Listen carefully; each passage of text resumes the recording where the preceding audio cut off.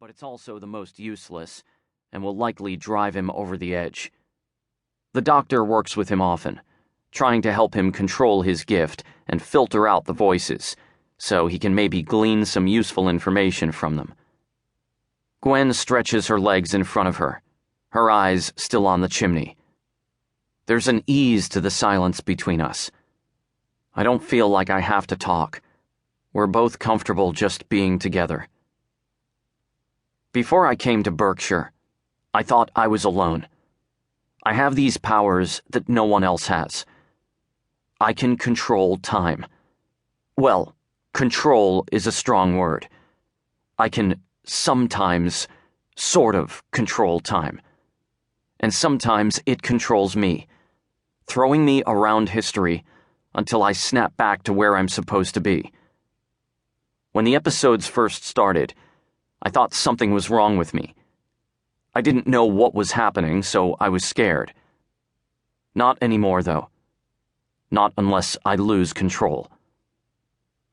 I was 15 the first time I lost control of my power. I was sitting in history class, and my teacher was giving a lecture about the Civil War. She was describing the Battle of Shiloh, one of the bloodiest battles ever, and she told a story about a little pond near the battlefield that turned red with all the blood from the wounded. She explained to us that the story was a myth, that it probably never really happened. But then I blinked. And I was there. Just like that. 1 minute I was in class, and the next minute I was at the Battle of freaking Shiloh in Tennessee. And it was loud. It was so loud. And the air was thick like fog and smelled like blood. There were people shouting and guns drawn and cannons firing, and I could see it all. And then I saw the pond. It was just as my teacher described it. Small and stained red with blood. And I don't know what happened next. I guess I just lost it. I started screaming and screaming and screaming, and then I blinked again.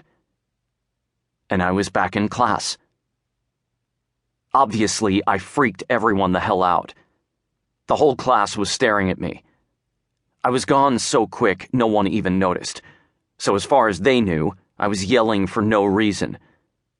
They didn't know that I could still smell the blood and the gunpowder and the death that hung in the air. After that, I was scared. Really scared.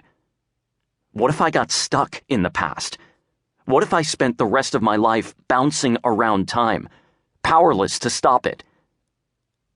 Instead, Dr. Franklin found me, and I came here. Here, where Gwen can wrap fire around her hands like a glove, where Harold whispers to ghosts, and they whisper back, where Ryan can move things with his mind and influence people's thoughts. We all have powers here, except for some of the staff and a few of the tutors. Even Dr. Franklin is one of us. He can heal himself and others, which is ironic because he is literally a doctor, but he's the kind of academic doctor that teaches, not the medical kind. But even with his degrees and experience, he hasn't really been able to help me progress all that much. "What are you thinking about?"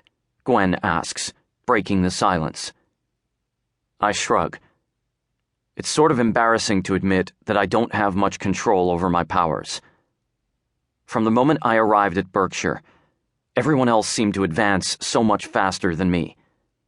And while the doc is nice, I can tell that he's getting frustrated with my lack of progress.